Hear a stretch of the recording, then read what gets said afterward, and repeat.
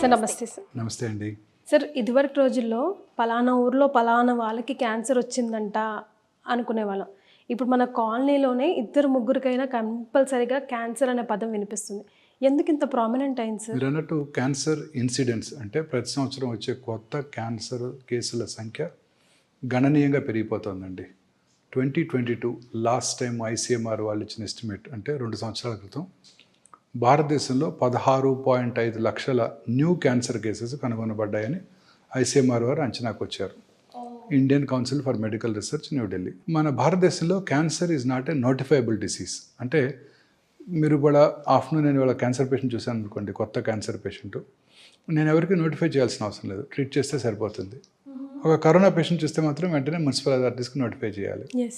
So cancer is not a notifiable disease కాబట్టి ఇది ఒక అంటే వాళ్ళు చేయలేదు, ఇంకా ఇది ఒక రఫ్ అంచనా అని అనుకుంటున్నాం. సైంటిస్టులు అలాగే డాక్టర్స్ బిలీవ్ చేసేది ఏంటంటే 16 లక్షలు కాదు, more than 25 lakh new cancer cases భారతదేశంలో ఉంటాయని సైంటిస్టులు డాక్టర్లు గట్టిగా నమ్ముతున్నారు. సో క్యాన్సర్ ఇన్సిడెంట్స్ అందున అర్బన్ ఏరియాస్లో చాలా ర్యాపిడ్గా పెరిగిపోతుందండి. ఉదాహరణకి బ్రెస్ట్ క్యాన్సరే తీసుకున్నట్టయితే ప్రతి 4 నిమిషాలకి ఒక స్త్రీ బ్రెస్ట్ క్యాన్సర్ బారిన పడుతున్నారు ఇండియాలో. ప్రతి 6 నిమిషాలకి ఒక స్త్రీ గర్భసంచి ముఖద్వార క్యాన్సర్ వల్ల చనిపోతున్నారు. స్త్రీలలో ముఖ్యంగా ఈ 2 క్యాన్సర్స్ చాలా ప్రిడామినెంట్గా చూస్తున్నామండి. పురుషుల్లో కూడా ఈ గ్యాస్ట్రో ఇంటెస్టైనల్ ట్రాక్ క్యాన్సర్స్, ముఖ్యంగా సౌత్ ఇండియాలో oral cavity cancers, stomach cancer, urban ఏరియాస్లో మళ్ళీ కోలన్ క్యాన్సర్ కూడా చాలా ర్యాపిడ్గా ఇంక్రీజ్ అవుతున్నాయండి. సార్ ఇప్పుడు అర్బన్ అని స్పెసిఫై చేస్తున్నారు, వైజ్ దట్? సో ఇక్కడ ఎందుకు ఎక్కువ? ఇన్ఫ్యాక్ట్ డిఫరెంట్గా అనుకుంటాం కదా సార్? లేదండి, అర్బన్ ఏరియాస్లో పొల్యూషన్ ఎక్కువ. క్యాన్సర్ అవడానికి 2 ముఖ్యమైన కారణాలు. ఒకటి ఎన్విరాన్మెంటల్ ఫ్యాక్టర్స్, అంటే మన చుట్టూ ఉండే మన ఫ్యాక్టర్స్, అవి including our life style. Okay. Genetic factors చాలా చిన్న పర్సెంటేజ్ ఆఫ్ క్యాన్సర్స్కి దారితీస్తాయి. ఉదాహరణకి BRCA1, BRCA2 మ్యూటేషన్ అనాలిసిస్ కనుక ఉన్నట్టయితే బ్రెస్ట్ క్యాన్సర్, ఓవేరియన్ క్యాన్సర్ వచ్చే అవకాశాలు ఎక్కువగా ఉంటాయి. రెడ్ జీన్ మ్యూటేషన్ అనాలిసిస్ ఉన్నట్టయితే థైరాయిడ్ క్యాన్సర్ వచ్చే అవకాశాలు ఎక్కువగా ఉంటాయి. మెడలరీ కార్సినోమా థైరాయిడ్ అంటాము. అలాగే FAP gene, familial adenomatous polyposis coli gene ఉన్నట్టయితే కోలన్ క్యాన్సర్ వచ్చే అవకాశాలు ఎక్కువగా ఉంటాయి. ఈ జెనెటిక్ ఫ్యాక్టర్స్ కాకుండా ఎన్విరాన్మెంటల్ ఫ్యాక్టర్స్ అంటే మన లైఫ్ స్టైల్, అంటే మనం తీసుకునే ఆహారం, మనం ఉండే మన life style of living urban ఏరియాస్లో చాలా వేరీడ్గా ఉంటుంది. ఇప్పుడు ఉదాహరణకి మనం తీసుకునే ఆహారంలో సాచురేటెడ్ ఫ్యాట్స్ ఎక్కువగా ఉంటున్నాయి. ఈ పిజ్జాలు, బర్గర్లు, మైదా, ఇవన్నీ కూడాను అనేక రకాలైన కార్సినోజెన్స్ ఉంటాయి, క్యాన్సర్ కారకాలు ఉంటాయి. ఉదాహరణకి మనం డైట్ ఫస్ట్ కాన్సన్ట్రేట్ చేద్దాం. ఈ మైదా రోజు వాడే మైసూర్ బోండా దగ్గర నుంచి ఉప్మా దాకా, అలాగే ప్రతి కేక్లోను ప్రతి స్వీట్లోను వాడేదంతా కూడాను హోటల్స్లో వాడే రుమాలి రోటీలు అన్నీ కూడా మైదాతో తయారు చేసేవి. సార్ మరి వెస్టర్న్ కంట్రీస్ వాళ్ళు కూడా ఎక్కువగా ఆల్ పర్పస్ ఫ్లవర్ మీద డిపెండ్ అవుతారు. మైదా వాడరు వాళ్ళు. సార్ పిజ్జాలు, బర్గర్, శాండ్విచ్లే కదా, మైదాలు తక్కువగా వాడతారు మేడం. అక్కడ కూడా చాలా ఎక్కువ cancer incidents. Welcome to it. మైదా చాలా ఎక్కువ యూసేజ్, మైదా యూసేజ్ ఉన్న ఏరియాల్లో క్యాన్సర్ వచ్చే అవకాశాలు ఎక్కువగా ఉంటాయి. మైదా తయారు చేసే క్రమంలో వాడే కెమికల్స్ వల్ల కూడా క్యాన్సర్ వస్తుంది. మైదా తయారు చేసే క్రమంలో వాడే కెమికల్స్ వల్ల కూడా క్యాన్సర్ వస్తుంది. అలా కాకుండా ఈ సాచురేటెడ్ ఫ్యాట్స్ తీసుకున్న వాళ్ళలో ఒబేసిటీ ఎక్కువ ఉంటుంది. ఒబేసిటీ ఉన్న వాళ్ళలో breast cancer, colon cancer, ovarian cancer, endometrial cancer వచ్చే అవకాశాలు ఎక్కువగా ఉంటాయి. సో ఇది డైట్ పరంగా చూసినట్టయితే ఆహారపు అలవాట్లో, అలాగే ప్రతి ఫుడ్ ఐటమ్ కూడా ఇప్పుడు అంతా కూడా కల్తీ లేనిది లేదు. మీరే చూస్తున్నారు, రోజు ఫుడ్ సేఫ్టీ ఇన్స్పెక్టర్స్ ఎలా ఇన్స్పెక్ట్ చేసినప్పుడు పెద్ద పెద్ద మాల్స్లో ఇంక్లూడింగ్ రామేశ్వరం కేఫ్లో స్పాయిల్డ్ ఐటమ్స్ కనుగొనడం జరిగింది. ఇదే కాకుండా మనం కర్ణాటక గవర్నమెంట్ ఈ మధ్యనే పీచు మిఠాయి, కాటన్ క్యాండీలో రోడమిన్ B అనే కెమికల్ ఉంటుంది. పానీపూరిలో చేసే కెమికల్స్ అవన్నీ కూడా క్యాన్సర్ కారకాలని వాటినన్నింటినీ కూడా బ్యాన్ చేయడం జరిగిపోయింది. ఈ మంచూరియా వేసే కలర్స్, ఆర్టిఫిషియల్ కలర్స్ అన్నీ కూడాను, ముఖ్యంగా ఈ చైనీస్ డిషెస్లో వాడే అజినమోటో అన్నిట్లో కూడా ఈ క్యాన్సర్ కారకాలు ఉన్నట్టుగా అనేక రకాలైన ఫుడ్ సేఫ్టీ ఇన్స్పెక్టర్స్ పర్యవేక్షణలో తెలిసింది. అయినప్పటికీ విరివిగా వాడుతున్నాము. తర్వాత రీయూజ్డ్ ఆయిల్స్, అదే ఆయిల్ వాడుతుంటారు. పొద్దున్నే మీరు మిర్చి బండి దగ్గర వారు బాండి పెట్టి ఆయిల్ పోస్తే సాయంకాలం రాత్రి అయిపోయే వరకు అదే ఆయిల్ వాడతారు. మరుసటి రోజు పొద్దున్న మిగిలిపోయిన ఆయిల్ మళ్ళీ పోసి, కావాలంటే కొంచెం ఎక్కువ ఆయిల్ పోసి వాడతారు. అనేక రకాలైన కెమికల్ టాక్సిన్స్ వాటి నుంచి ఉత్పత్తి అవుతున్నాయి. మన ఇంట్లో వాడే మైక్రో ఓవెను, అలాగే టెఫ్లాన్ కోటెడ్ ప్యాన్స్ చాలా పాపులర్. ఒక 20 years బ్యాక్ మీకు గుర్తుందో, మీరు పిల్లలు మీకు తెలియదేమో, నాన్ స్టిక్ ప్యాన్స్. అవును సార్. నాన్ స్టిక్ ప్యాన్స్ నాకు ఒక 20-30 years back very popular. Yes. అందరూ అవే వాడేవారు. ఆయిల్ లేకుండా నేను దోశ వేసుకుంటాను, ఆయిల్ లేకుండా ఆమ్లెట్ వేసుకుంటాను అని అవే వాడేవాళ్ళు. దాంట్లో వాడే ఆ టెఫ్లాన్ కోటింగ్ నుంచి వచ్చే కెమికల్స్ అన్నీ కూడా 100% క్యాన్సర్ కారకాలు. My God. అలాగే ఫ్రూట్స్లోను వెజిటబుల్స్లోను ఉండే lot of anti cancer substances ఉంటాయి, యాంటీ ఆక్సిడెంట్స్ ఉంటాయి. వీటిల్లో క్యాన్సర్ రాకుండా చేసే ఉంటాయి. సో ఇవన్నీ కూడా ఫ్రూట్స్ గ్రీన్స్ వెజిటబుల్స్ ఎక్కువగా తీసుకుంటూ, రెడ్ మీట్ అన్నీ తక్కువగా తీసుకుంటూ, ఒమేగా-3 ఫ్యాటీ యాసిడ్స్ ఎక్కువగా ఉండే సీ ఫిష్ని తీసుకోవటం వల్ల కూడా క్యాన్సర్ వచ్చే అవకాశాలు బాగా తక్కువగా ఉంటాయి. క్యాన్సర్తో పాటు హార్ట్ అటాక్స్, సెరిబ్రోవాస్కులర్ యాక్సిడెంట్స్ కూడా తక్కువగా వస్తుంటాయి. ఈ లైఫ్ స్టైల్లో ఫుడ్ అనేది ఒక ఇంపార్టెంట్ ఐటమ్. సో ఇప్పుడు ఫస్ట్ ఆఫ్ ఆల్ ఫుడ్కే ఫస్ట్ ప్రిఫరెన్స్ ఇస్తున్నారు సార్. ఇంటేక్ వల్లే మ్యాక్సిమం వస్తున్నాయి. అందుకని ఇంట్లో హోమ్ కుక్డ్ ఫుడ్స్, బయట వాడే ఆయిల్స్ అన్నీ కూడా పెద్ద పెద్ద స్టార్ హోటల్స్లో వాడే ఆయిల్స్ కూడా డెఫినెట్లీ అన్నీ కూడా క్వాలిటీలో కాంప్రమైజ్ అవుతున్నారు. ఇది నెంబర్ 1. నెంబర్ 2 మన లైఫ్ స్టైల్. విపరీతంగా ఎప్పుడు కూడా ఎయిర్ కండిషన్డ్ ఆఫీసుల్లో కూర్చోవటం, సన్లైట్కి ఎక్స్పోజ్ అవ్వకపోవటం, సెడెంటరీ లైఫ్ స్టైల్కి అలవాటు పడి ఒబేసిటీ వన్స్ అగైన్. ఆ తర్వాత చాలామంది ఇప్పుడు ఈ బీపీఓ ఆఫీస్లో పనిచేస్తుంటారు. రాత్రిపూట మీరు గచ్చిబౌలి వస్తుంటే అన్ని టాల్ బిల్డింగ్స్ నిండా వెల్ లెట్ బిల్డింగ్స్, లక్షలాది మంది ఎంప్లాయీస్ పనిచేస్తున్నారు. చాలా హ్యాపీగా ఉంది, మన పిల్లలందరికీ మంచి ఉద్యోగాలు దొరుకుతున్నాయి రాష్ట్ర ప్రజలందరికీ అని కూడా అనుకుంటున్నాం. ఆ బీపీఓ ఆఫీస్లో పనిచేసే నైట్ టైం పనిచేసే వాళ్ళందరిలో కూడా breast cancer, colon cancer, ovarian cancer, lung cancer వచ్చే అవకాశాలు ఎక్కువగా ఉంటాయి. Because of sleeping patterns. మన రిథం రిథం దెబ్బతింటుంది. రాత్రిపూట పడుకోవాలి, చక్కగా సాయంకాలం 7-8 కల్లా డిన్నర్ చేసుకుని 9 o'clock లోపల పడుకుంటే, అది కూడా డార్క్ రూమ్లో పడుకుంటే, బెడ్ లైట్ లేకుండా పడుకుంటే, పొద్దున్నే 1 o'clock 2 o'clock మెలటోనిన్ అనే హార్మోన్ ఉత్పత్తి అవుతుంది.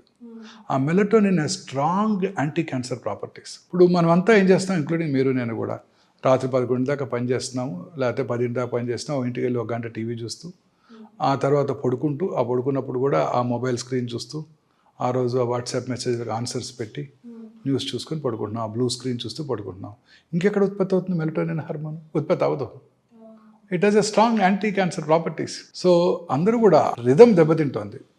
పైగా బెడ్ లైట్ వెల్ లిట్ రూమ్లో పడుకున్నా మెలటోనిన్ హార్మోన్ ఉత్పత్తి అవ్వదు. బెడ్ లైట్ అవాయిడ్ చేయాలి, ఎస్పెషల్లీ వైట్ లైట్, అన్ని లైట్స్ అవాయిడ్ చేయాలి. ఎక్సెప్ట్ ఇఫ్ ఎట్ ఆల్ ఇంకా మీకు మరీ భయంగా ఉంటే లైట్ లేకుండా పడుకోవడానికి చిన్న రెడ్ లైట్ వాడండి, అంతే తప్ప మిగతా ఏ లైట్ వాడకూడదు. దానివల్ల ఈ మెలటోనిన్ హార్మోన్ ఉత్పత్తి అవ్వదు. ఆ ఉత్పత్తి అవ్వకపోతే దానికి కావాల్సిన దానికి ఒక ఇంపార్టెంట్ మనకి ప్రొటెక్టివ్ ఏజెంట్, అది క్యాన్సర్ రాకుండా, అది మిస్ అవుతున్నాం. ఇది ఈ 2 వెరీ వెరీ ఇంపార్టెంట్. అలాగే తీసుకునే ప్రతి ఫుడ్ ఐటమ్ కూడా మేడం, ఇప్పుడు మనం తీసుకునే కార్బోహైడ్రేట్స్ సోర్స్ ఎక్కువైపోతుంది. వైట్ రైస్, ఈ వైట్ రైస్కి బదులు మనం దంపుడు బియ్యము, పార్బాయిల్డ్ రైస్ అవి తీసుకున్నట్టయితే డెఫినెట్గా న్యూట్రిషియస్గా ఉంటాయి. అలాగే white rice, white maida, white sugar is equally dangerous అండి. మనం ఎంతవరకు కార్బోహైడ్రేట్స్ తీసుకోవాలి, ప్రిఫరబుల్లీ ఆ carbohydrates 50% of our diet should contain carbohydrates. Carbohydrate, preferably that carbohydrate should come from, not from white sugar. It should come from fruits. It should come from some raw sugar, like brown sugar or jaggery. It should come from that. White salt is equally dangerous. The cancer కారకానికి, ఒబేసిటీకి, అనేక రకాలైన cardiovascular ప్రాబ్లమ్స్కి కూడా white salt is very dangerous. ఇవన్నీ కూడా మనం avoid చేయగలగాలండి. ఇవన్నీ avoid చేస్తే ఖచ్చితంగా మనం క్యాన్సర్కి దూరంగా ఉండడానికి అవకాశం ఉంటుంది. అలాగే పొల్యూషన్ అండి. ఇప్పుడు మీరు సిగరెట్ స్మోక్ చేయక్కర్లేదు, మీరు ఈ హాస్పిటల్ బయట ఒక 15 నిమిషాలు నుంచోండి, 50 సిగరెట్స్ తాగిన పొల్యూషన్ మీకు వచ్చేస్తుంది. Because of pollution. పంజగుట్ట చౌరస్తాలో మీరు 5 నిమిషాలు నుంచుంటే చాలు, మీరు ఖచ్చితంగా 50 సిగరెట్స్ స్మోక్ చేస్తే ఎంత ఇల్ ఎఫెక్ట్స్ ఉంటాయో అంత ఇల్ ఎఫెక్ట్స్ ఉంటాయి. కానీ మనం ఇప్పుడున్న సర్కమ్స్టాన్స్ ఇవన్నీ అవాయిడ్ చేయలేం కదా సార్, మరి ఎట్లా మనల్ని ఎలా ప్రిపేర్ చేసుకోవాలా? సో అలాగే ఎన్విరాన్మెంటల్ పొల్యూషన్తో పాటు ఆక్యుపేషనల్ హజార్డ్. బార్బర్స్ రోజు డై చేస్తుంటారు, దే గెట్ క్యాన్సర్. లూజ్గా అంటే పెయింట్స్ అమ్మే వాళ్ళలో క్యాన్సర్ వచ్చే అవకాశాలు ఎక్కువగా ఉంటాయి. డెఫినెట్గా క్యాన్సర్ వచ్చే అవకాశాలు ఎక్కువగా ఉంటాయి. ఇవన్నీ కూడా కెమికల్స్ అండి. తర్వాత అనేక రకాలైన industrial pollution, asbestos industry, dust ఎక్కువగా ఉండే అనేక సిమెంట్ ఇండస్ట్రీ, ఆ తర్వాత కోల్ మైన్స్. రామగుండం తీసుకోండి, most polluted city in the world. Open cast mines, coal burn చేస్తున్నారు. సూపర్ థర్మల్ పవర్ ప్లాంట్, అబ్బా 22,000 మెగావాట్ పవర్ ప్లాంట్ అని ఆనందపడ్డారు మనకి ఇచ్చామని. దానివల్ల వాళ్ళు ఇచ్చింది పవర్ ప్లాంట్ కాదు, దాంతోపాటు 22,000 క్యాన్సర్స్ పర్ యానం అనుకోవాలి. ప్లాస్టిక్ కంటైనర్లో వచ్చే వేడివేడి బ్రేక్ఫాస్ట్, అంతే కదా, బయట నుంచి మీరు ఆర్డర్ చేస్తారు స్విగ్గీలోనో జొమాటోలోనో, దేంట్లో వస్తాయి అవి? ప్లాస్టిక్ కంటైనర్లోనే వస్తాయి. అవన్నీ ఆ ప్లాస్టిక్ కెమికల్స్ అని దాంట్లోకి వచ్చేస్తున్నాయి. ఆ బాటిల్డ్ వాటరు, అది ఎండలో ఒక అరగంట పెట్టామంటే ఆ టాక్సిన్స్ అన్నీ ప్లాస్టిక్స్లో ఉన్న ఆ ప్లాస్టిక్ మైన్యూట్ ట్రే, ఇవన్నీ కూడా ట్రేసెస్ అన్నీ వాటర్లోకి వచ్చేస్తాయి. ఎయిర్ కండిషన్ కార్లో కూర్చుంటారు వెళ్ళి పొద్దున్నే 11 గంట 10 ఎండలో ఉండి కారు ఉంది అప్పటిదాకా, అందులో ఉన్నదంతా కూడా ప్లాస్టిక్ ఇంటీరియర్సే కదండి. మీరు కారు ఆన్ చేయగానే ఆ వేడికి అదంతా కూడా మనం ఇన్హేల్ చేస్తాం. కరెక్ట్. వీటన్నిటికన్నా నా ఉద్దేశంలో అతి ముఖ్యమైన కారణం క్యాన్సర్ రావడానికి కానివ్వండి, కరోనా రానివ్వడానికి కానివ్వండి, కరోనరీ ఆర్టరీ డిసీజ్ కానివ్వండి, సెరిబ్రోవాస్కులర్ యాక్సిడెంట్ కానివ్వండి, అంటే పక్షవాతం కానివ్వండి, అన్నిటికీ నా పర్సనల్ ఒపీనియన్ ఏంటంటే మానసిక ఆందోళన. మన అబ్బాయికి సీట్ రాలేదు, పక్కన వాళ్ళ అబ్బాయికి ఎంబీబీఎస్లో సీట్ వచ్చింది. మన ఇంట్లో మా సార్కి ప్రమోషన్ రాలేదు, పక్క ఇంట్లో వాళ్ళకి ప్రమోషన్ వచ్చేసింది. వాళ్ళ కారు మనకన్నా బెటర్ కారు. ఇలా వాళ్ళ అబ్బాయికి పెళ్ళి అయిపోయింది, మన అబ్బాయికి ఇంకా పెళ్లి కాలేదు. స్కూల్లో మన అబ్బాయి ఫస్ట్ ర్యాంక్ రాలేదు, పక్కింటి వాళ్ళ అబ్బాయి ఫస్ట్ ర్యాంక్ వచ్చాడు. ఇలా అనేక రకాలైన ఆందోళనలు, మానసిక ఆందోళన ఈ అర్బన్ ఏరియాస్లో ఎక్కువైపోయినాయండి. How it leads to cancer sir, can you please explain? Yes, మానసిక ఆందోళన మన ఇమ్యూనిటీకి మోస్ట్ ఇంపార్టెంట్. మనిషి, మన పూర్వీకులు చెప్పేవాళ్ళు సంతోషం సగం బలం అని. అవును సార్, అబ్సల్యూట్లీ ట్రూ అండి. మనం మానసికంగా ప్రశాంతంగా ఉండటమే కాదండి, హ్యాపీగా ఉండాలి. హ్యాపీగా ఉంటే మీకు ఏ జబ్బు రాదండి. రోజు అనుకుంటాం కరోనా టైంలో గుర్తుందా, మనకు ఆ వాచ్మెన్ ద్వారా కరోనా వచ్చింది, మనకు ఆ పూలు అమ్మేవాడి ద్వారానో వెజిటబుల్స్ అమ్మేవాడి ద్వారా కరోనా వచ్చింది. మరి వాళ్ళు బాగానే ఉన్నారే, మరి ఇంట్లో ఉన్న వాళ్ళకి ఎందుకు ఎలా వచ్చింది? వాళ్ళు చక్కగా అమ్ముకుంటూ వచ్చి వెళ్ళి అమ్ముకున్నాడు, హ్యాపీగా ఉంటారు వాళ్ళు. ఈరోజు చూసుకుంటారు, రేపటి సంగతి తర్వాత చూసుకుంటారు. మనమేమో మన పిల్లలకి, మనవరాల పిల్లలకు కూడా మనం సంపాదించి పెట్టాలని ఆశిస్తున్నాం. మానసిక ఆందోళన అండి. మన బాడీలో మనందరికీ తెలిసిన విషయం, ఇప్పుడు మన బాడీలో 22,000 ప్రోటాన్ కోడింగ్ జీన్స్ ఉంటాయి. Watson and Crick genomic mapping చేశారు. ఆ జెనోమిక్ మ్యాప్లో ఇన్ని జీన్స్ ఉన్నాయి అని కనుక్కున్నారు. Equally good number of non proton coding jeans కూడా ఉంటాయి. ఈ 22,000 ప్రోటాన్ కోడింగ్ జీన్స్లో ఒక 500 to 600 ఆంకోజీన్స్, అంటే క్యాన్సర్ కారక జన్యువులు ఉంటాయని సైంటిస్టులు కనుక్కున్నారు. Now this is accepted world wide. ఈ క్యాన్సర్ కారక జన్యువుల్లో ఉండే మ్యుటేషన్స్, అంటే అవి మార్పు చెందుతుంటాయి, దానివల్లే క్యాన్సర్ వస్తుందని ఇప్పుడు సైంటిస్టులు గట్టిగా నమ్ముతున్నారు. సో ఆ మ్యుటేషన్స్ మీలోను, నాలోను, వాళ్ళలోనూ రోజు వస్తుంటాయి. ఓకే, మన immunity takes care of them. మన ఇమ్యూనిటీ ఎప్పుడైతే దెబ్బతిందో అప్పుడు ఆ మ్యుటేషన్స్ ఎక్కువగా వ్యాప్తి చెంది క్యాన్సర్కి దారితీస్తాయి. ఒక వెరీ ఇంట్రెస్టింగ్ ఎగ్జాంపుల్ అండి. ఒక పేషెంట్కి మెలనోమా వచ్చింది, అంటే స్కిన్ క్యాన్సర్. అది మెలనోమా స్కిన్ క్యాన్సర్, అమెరికాలో క్యూర్ అయిపోయింది. క్యూర్ అయిపోయిన 20 సంవత్సరాల తర్వాత వారు ఒక యాక్సిడెంట్లో బ్రెయిన్ డెడ్ అయ్యారు కాబట్టి వారి కిడ్నీని తీసి ఇంకొక మనిషికి డొనేట్ చేశారు. మనలో కిడ్నీ రాగానే ఒక పేషెంట్ రెసిపియంట్ అంటాం, అంటే కిడ్నీ తీసుకున్న వాళ్ళు. డోనర్ ఏమో ఈ brain dead person who had melanoma 20 years back. ఈ రెసిపియంట్ ఆ కిడ్నీని రిఫ్యూజ్ చేస్తుంది. ఎవరికైనా అంతే. ఇప్పుడు మీరు కిడ్నీ ట్రాన్స్ప్లాంట్ చేస్తే ఐడెంటికల్ ట్విన్ కాక ఇంకెవరి తల్లి దగ్గర నుంచి కొడుకు ఇచ్చినా, కొడుకు దగ్గర నుంచి తల్లికి ఇచ్చినా, first thing body does it rejects the kidney. దానికి మన బాడీలో టీ సెల్ మీడియేటెడ్ ఇమ్యూనిటీ అంటారు. టీ సెల్స్ ఉంటాయి. కరోనా టైంలో విన్నాం బి సెల్స్, టీ సెల్స్, నాకు యాంటీబాడీస్ ఎక్కువ ఉన్నాయి, మీకు తక్కువ ఉన్నాయి అని విన్నాం కదా మనం. ఆ T cells are called killer cells. ఆ టీ సెల్స్ ఏం చేస్తాయి, ఆ ట్రాన్స్ప్లాంట్ అయిన కిడ్నీని రిజెక్ట్ చేసేస్తాయి. అలా రిజెక్ట్ చేయకుండా ప్రతి కిడ్నీ రెసిపియంట్కి ఇమ్యూనో సప్రెసివ్ థెరపీ పెడతారు డాక్టర్స్, నెఫ్రాలజిస్ట్. అప్పుడు ఆ టీ సెల్ మీడియేటెడ్ ఇమ్యూనిటీని బ్లంట్ చేసేసి ఆ కిడ్నీని ఆ బాడీ రెసిపియంట్ ఉంచుకుంటుంది. సో ఇమ్యూనిటీ తగ్గిస్తారు కావాలని. సో ఈ పేషెంట్కి ఏమైంది, ఆ కిడ్నీ రెసిపియంట్కి ఏమైంది, ఆ కిడ్నీలో ఉన్న ఆ రెసిపియంట్కి మెలనోమా వచ్చింది. అంటే 20 సంవత్సరాలుగా ఆ మెలనోమా స్కిన్ క్యాన్సర్ సెల్స్ కిడ్నీలో ఉండి ఈ రెసిపియంట్కి ఇమ్యూనోసప్రెసివ్ థెరపీ ఇవ్వగానే అవి యాక్టివేట్ అయిపోయాయి. సో చూడండి, immunity plays a very major role. It's very very important. Immunity plays a very major role. Sir ఏ క్యాన్సర్కైనా బాడీ జనరల్ సిమ్టమ్స్ అయినా త్రో చేయదా సార్? ఎందుకంటే చాలా మందిలో విన్నాం సార్, ఇటు ఫ్రెండ్ సర్కిల్లో కానివ్వండి, ఇటు ఫ్యామిలీస్లో కానివ్వండి, థర్డ్ స్టేజ్కే అలర్ట్ అవుతున్నారు. అంతవరకు తెలియకుండా ఎలా ఉంటుంది సార్ బాడీ? లేదండి, cancer is a silent killer. మీరు పెద్ద పెద్ద సెలబ్రిటీస్ చూశారు కదా, అందరూ 4th స్టేజ్లోనే డయాగ్నోస్ చేయబడ్డారు. Steve Jobs. ఎస్.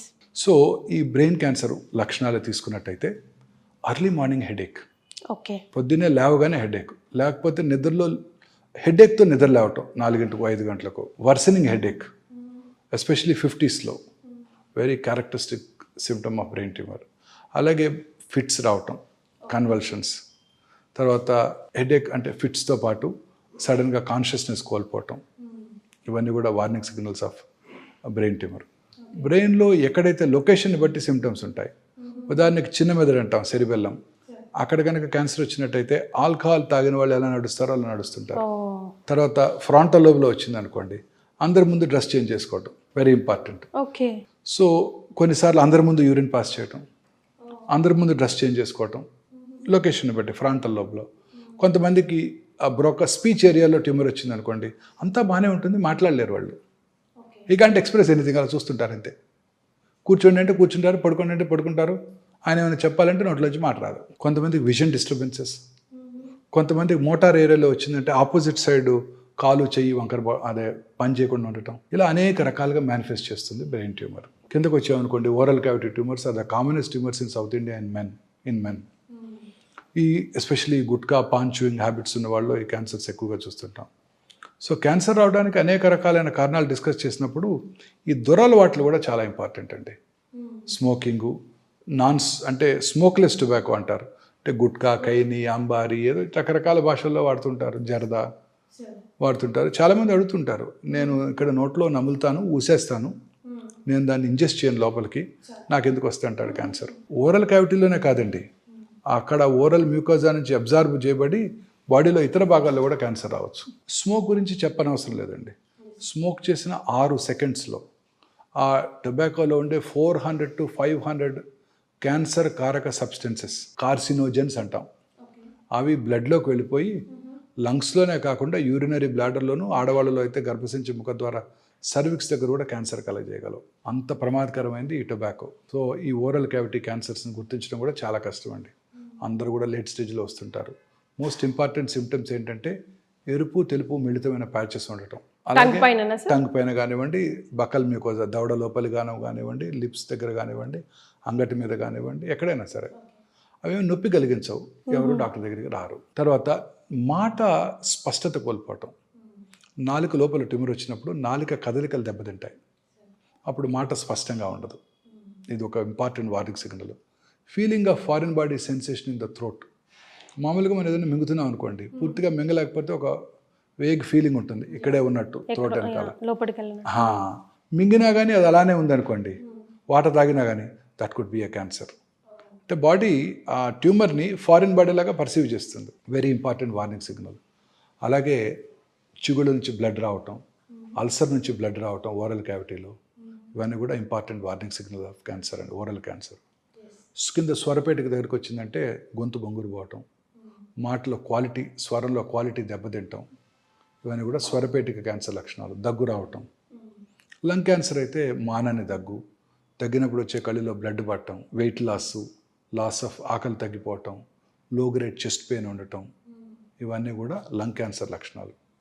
ఇంకా అన్నవాహిక క్యాన్సర్ అయినట్టయితే మింగడానికి ఇబ్బంది పడటం, ఫస్ట్ సాలిడ్స్కి ఇబ్బంది పడటం, సాలిడ్స్ తీసుకున్న మింగలేకపోతే కొంచెం వాటర్ తాగితే లోపలికి వెళ్ళిపోతాయి, ఆ తర్వాత స్లోగా వెళ్ళని కూడా వెళ్ళవు, మెత్తగా చేసుకొని తినాల్సి వస్తుంది, తర్వాత లిక్విడ్స్ మాత్రమే వెళ్తుంటాయి, తర్వాత దానికి కూడా బ్లాక్ అయిపోవచ్చు, అప్పుడు కానీ రారు డాక్టర్ దగ్గరికి.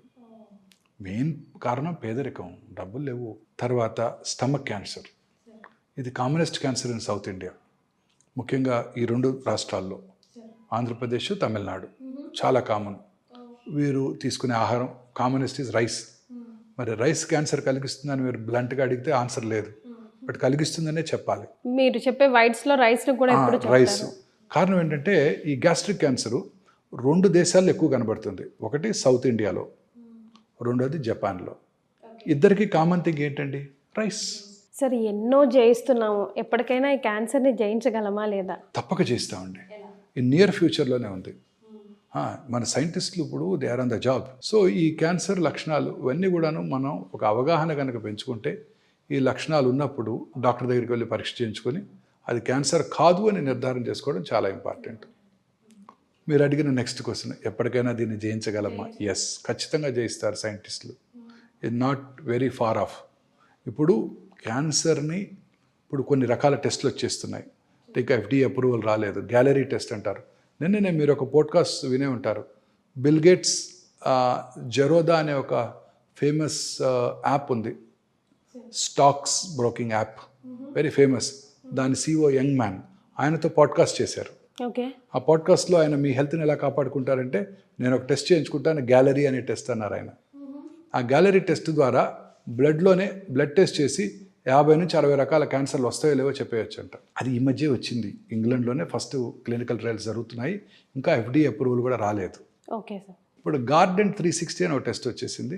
అందులో ఎస్పెషల్లీ ఇప్పుడు కోలన్ క్యాన్సర్ వస్తుందా లేదా తెలుసుకునే టెస్ట్ ఇప్పుడు అందుబాటులో ఉంది మనకు కూడా. ఓకే. ఈ రిస్క్ ఉన్న వాళ్ళందరికీ కూడా ఈ గార్డెన్ టెస్ట్, అది బ్లడ్లోనే. సో ఈ బ్లడ్లోనే ఇందాక నేను చెప్పాను కదండి, మన బ్లడ్లోనే క్యాన్సర్ సెల్స్ని డయాగ్నోస్ చేసే ఫెసిలిటీస్ వచ్చేసాయి ఇప్పుడు. దీన్నే లిక్విడ్ బయాప్సీ అంటారు. అంటే 10 ml బ్లడ్ తీసుకొని ఆ 10 ml బ్లడ్లో సర్క్యులేటింగ్ ట్యూమర్ సెల్స్ ఉన్నాయా లేవా, అంటే క్యాన్సర్ కణాలు బ్లడ్లో ఉంటాయి, ఉన్నాయో లేవో చూసుకొని ఆ సర్క్యులేటింగ్ ట్యూమర్ సెల్స్ని ఐడెంటిఫై చేసే టెక్నాలజీ ఇప్పుడు అందుబాటులోకి వచ్చేసింది మనకి ఇక్కడ హైదరాబాద్లో. Super sir. అలాగనే ఆ బ్లడ్లోనే సర్క్యులేటింగ్ ట్యూమర్ ఫ్రీ DNA ఉందో లేదో తెలుసుకొని ఆ DNAది నెక్స్ట్ జనరేషన్ సీక్వెన్సింగ్ టెస్ట్ చేసి, ఇంతకుముందు చెప్పానే ఒక 500 to 600 ఆంకోజీన్స్ ఉన్నాయని, ఆంకోజీన్ మ్యూటేషన్స్ ఏమైనా ఉన్నాయో తెలుసుకునే ఫెసిలిటీ బ్లడ్లోంచే వచ్చేసింది. ఇప్పుడు ఇవన్నీ అందుబాటులోకి వచ్చాయి. ఇప్పుడు రీసెర్చ్ అంతా దీని మీదనే ఫోకస్ చేస్తున్నారు. ఏ రకమైన జన్యుపరమైన మ్యూటేషన్ ద్వారా ఈ క్యాన్సర్ వచ్చింది. ఉదాహరణకి ఒక పేషెంట్కి బ్రెస్ట్ క్యాన్సర్, దానికి జన్యుపరమైన అనాలిసిస్ చేసుకొని genetic mutations comprehensive genomic profiling చేసి ఏ రకమైన జెనెటిక్ మ్యూటేషన్ వల్ల క్యాన్సర్ వచ్చిందో తెలుసుకొని ఆ మ్యూటేషన్ని టార్గెట్ చేసే మందులు ఏమైనా ఉంటే అది ఇవ్వడం ద్వారా ఆ క్యాన్సర్ని కంట్రోల్ చేయవచ్చు. ఏ క్యాన్సర్ అయినా కానీ, అదే పెరోటిడ్ ట్యూమర్ అయినా కానీ. సో ఏ జన్యుపరమైన మ్యూటేషను, ఉదాహరణకి ఈ పేషెంట్లో బ్రెస్ట్ క్యాన్సర్ అవడానికి ఒక జన్యుపరమైన మ్యూటేషన్ కారణం అయితే, ఇంకొక పేషెంట్లో పెరోటిడ్ క్యాన్సర్ అవడానికి అదే జన్యుపరమైన మ్యూటేషన్ కారణం కావచ్చు. అప్పుడు ఇద్దరికి ఒకే మందు వాడటం జరుగుతూ ఉంటుంది. అదేంటి బ్రెస్ట్ క్యాన్సర్ ముందు మీరు పెరోటిడ్ క్యాన్సర్కి ఇస్తున్నారని మీరు అడగవచ్చు. Mutation is the main cause. So ఫ్యూచర్లో నేను బ్రెస్ట్ ఆంకాలజిస్ట్ని, నేను గైనక్ ఆంకాలజిస్ట్ని, నేను లంగ్ ఆంకాలజిస్ట్ అని ఉండరు. జన్యుపరమైన మ్యూటేషన్ ఆంకాలజిస్ట్, నేను CRB2 యాంటిజెన్ ఆంకాలజిస్ట్ని, EGFR ఆంకాలజిస్ట్ని, ROS1 ఆంకాలజిస్ట్ని అని పెట్టుకోవాల్సి ఉంటుంది.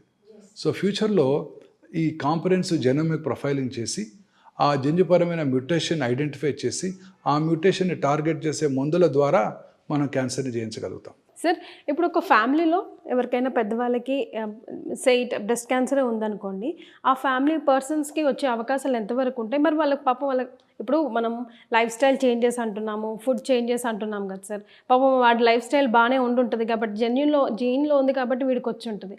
సో వాడు ఎట్లాంటి ప్రికాషన్స్? వంశపారంపర్యమైన జబ్బు కాదు. కొన్ని వేళ్ల మీద లెక్క పెట్టగల కొన్ని క్యాన్సర్స్, ఉదాహరణకి బ్రెస్ట్, థైరాయిడ్, ప్యాంక్రియాసు, ప్రాస్టేటు, కోలను, ఓవరీ. కానీ ఇవే మోస్ట్ కామన్. ఈ 6 క్యాన్సర్స్ కనుక ఉన్నట్టయితే వారి ఫస్ట్ జనరేషన్ వారి రిలేటివ్స్లో క్యాన్సర్ వచ్చే అవకాశాలు సాధారణ ప్రజానీకన్నా కొంచెం ఎక్కువ, అంతే తప్ప వస్తుందని కాదు. ఇందాక నేను చెప్పిన జెనెటిక్ కాజెస్ వేరు. BRCA1, BRCA2, యాంజెలినా జోలీ ఎగ్జాంపుల్ చెప్పాను, అవి వేరు. అవి కాకుండా రొటీన్గా ఇవి కొంచెం ఎక్కువ తప్ప వాళ్ళకి వస్తుందని కాదు. క్యాన్సర్ వంశపారంపర్యమైన జబ్బు కాదు, అంటువ్యాధి కాదు. సో భర్త నుంచి భార్యకి వాళ్ళకి అలా వచ్చే అవకాశాలు లేవు.